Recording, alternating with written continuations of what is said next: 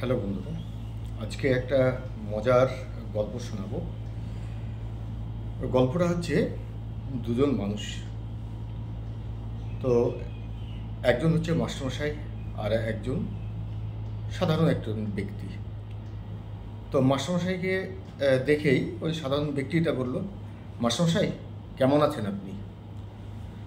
তখন ওই মাস্টারমশাই বলছেন, আরে আমাকে মাস্টারমশাই বলবি না। তখন বলছে, প্রথম ব্যক্তিটা বলছে, মাস্টারমশাই কেন বলবো না?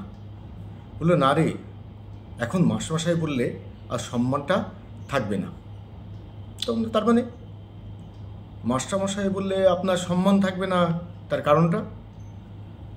তখন দ্বিতীয় ব্যক্তি বলছে, দেখ, এখন যা পরিস্থিতি, যদি মাস্টারমশাই বলিস তাহলে হবে না।